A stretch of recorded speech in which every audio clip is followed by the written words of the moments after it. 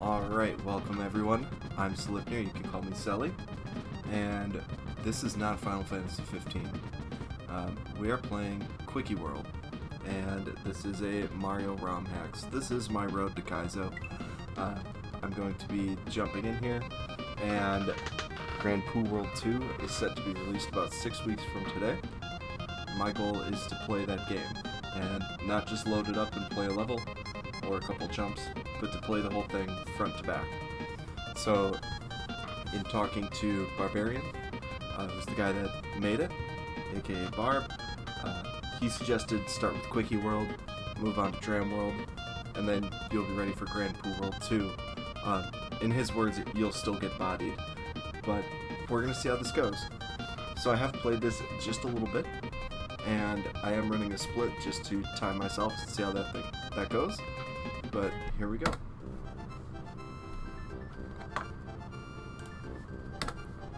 Alright, so welcome to Quickie World. So I have played just a little bit of this before, and I haven't fully played a ton of it. I've played about the first level or so. So hopefully the first level goes pretty quickly here. Goomba Jam. I do have to remember how to play it though. Now I've also got on screen, not only can you see my splits, but you can also see my controller inputs. That's thanks to GamepadViewer.com and some very helpful users on Reddit. So I always think it's really cool to see that. That's why I like watching people like GlitchCat. If you have not watched people play these ROM hacks on Twitch, strongly suggested. It's a really good time to watch someone do something that they are just phenomenally good at. So we're going to try and get through this here. Oof. And I'm of course going to, by standard, die to everything twice. So that second jump is actually one of the hardest jumps for me in this level. Oh. Although apparently every jump is now giving me trouble. So I've been a fan of Barb's for a while now, and the dude is just phenomenal when it comes to level design. So hopefully I can make it to Grand Poo World 2. If not, there are going to be people out there playing it. Like, this makes games like the Kaizo series look like trash, like absolute trash. And in all honesty, in terms of level design, they are. In terms of what they did for the ROM hacking community, amazing. But yeah, Grand Poo World 2 is set to be a true masterpiece. Barb has been making it on stream as well as some parts off stream, and from what I've seen, it's going to be incredible. So this is all made with lunar magic, if you don't know, and that's what allows you to take and change levels and do all sorts of crazy things. Now, Quickie World was the first choice because there are no Kaizo blocks in it. It actually says that on the download page, and so that's always really good.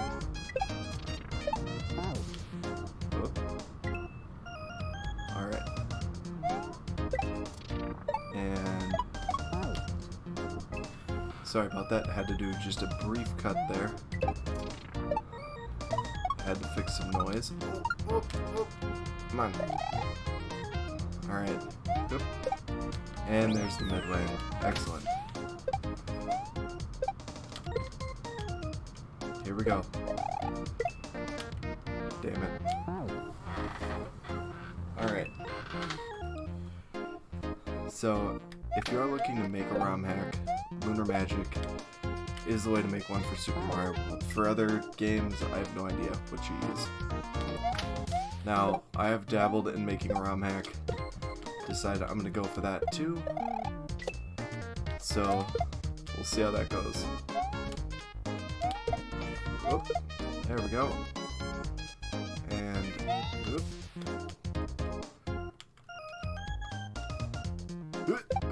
There we go. First level down. So, now that's a level that I've played before.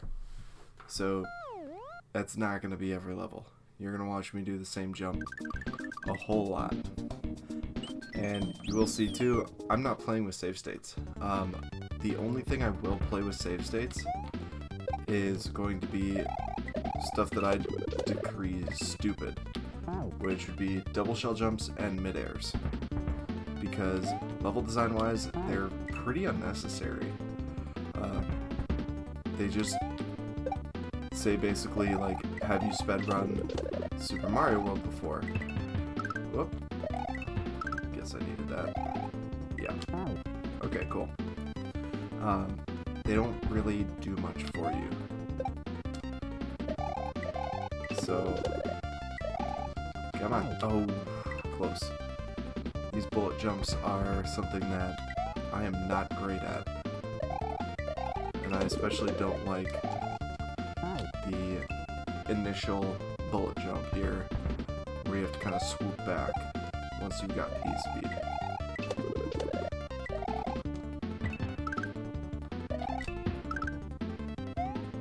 Oh, you've got to maintain P-speed there.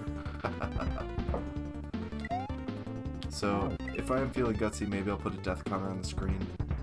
But some of these ROM hacks do have it. You will see this one. They've actually taken away the entire top status bar. So there are no time limits to these levels.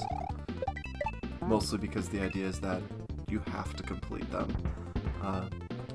Kind of always moving forward based off of what the level's doing. Like, I couldn't exactly just wait this one out.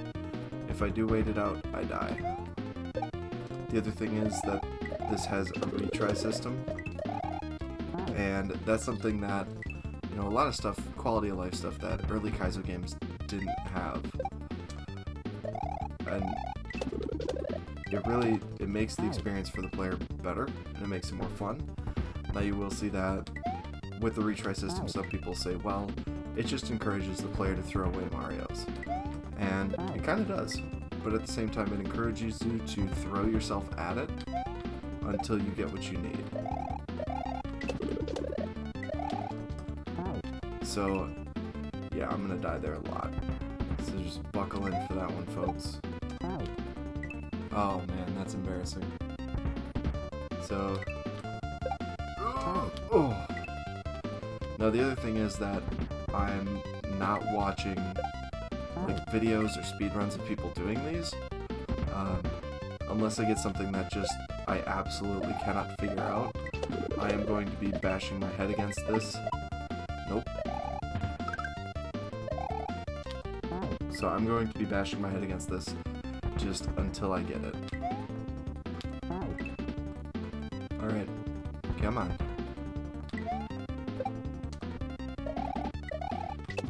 The nice thing is, this creator did use coins to indicate when you should do things.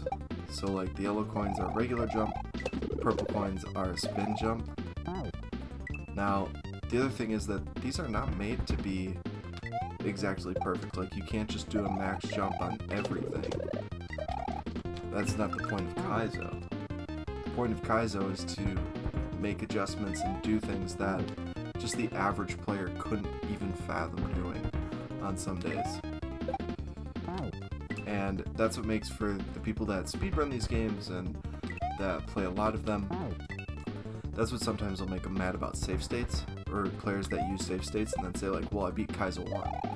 Well, yeah, you beat it, but you just basically waited until you got the perfect, the perfect jump, and then you save stated again.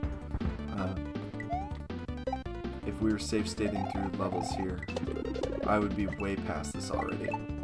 Nope. So that's why I'm not using save states. That and a lot of these games are about momentum and continuing from one trick to the next. I gotta get that spin jump. So you gotta keep going from one trick to the next, from one level to the next in this.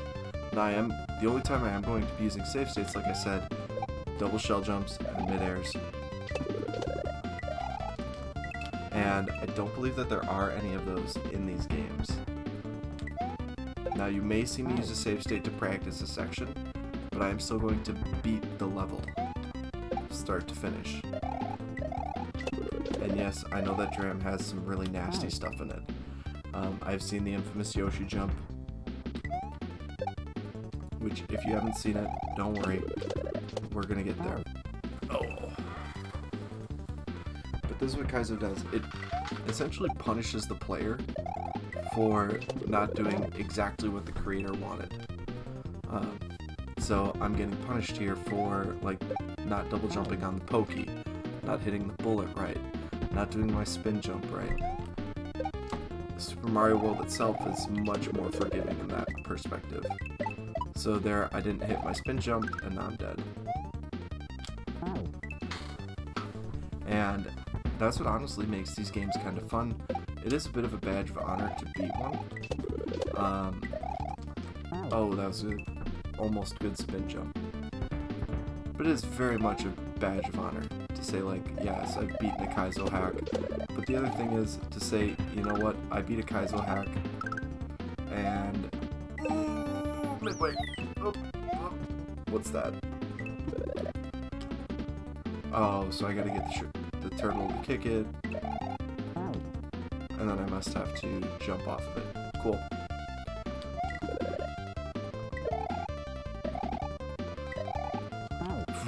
That's ugly. So, that's what it is. It's really a point of pride among players. The other thing is, if you haven't seen people playing these, someone I suggest, of course, Barb, or Barbarian King, Barbos King, whatever you want to call him. He's really good at these, but... Oh, come on. Oh, close. Okay. But there are other people that are also really good. Damn it. So, you have guys like Grand Poo Bear. And what I love about Pooh is...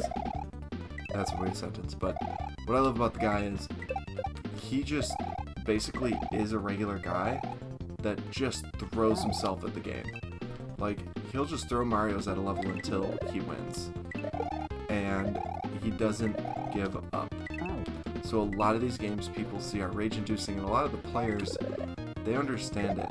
Like, they understand the purpose behind the game, and they're relatively patient people. Oh, I bought myself on that cement block. So that's a really tight fit there.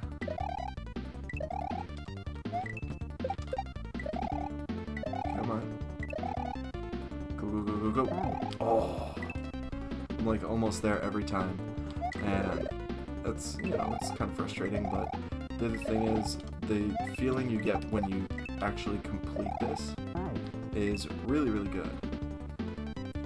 So it's kind of that double-edged sword. You have the really high and the really low. Now that little rope there that they created is 1F0. And it's actually a slope assist tile, and it's weird. The 1F0s are made to help sprites walk up like slopes. But what you can do with it is any sprite on it, damn it, I just killed myself. They'll just kind of slide on it. Now the shell will continue its spinning animation, but if you were to say throw a Goomba onto it, it would literally freeze in place and slide.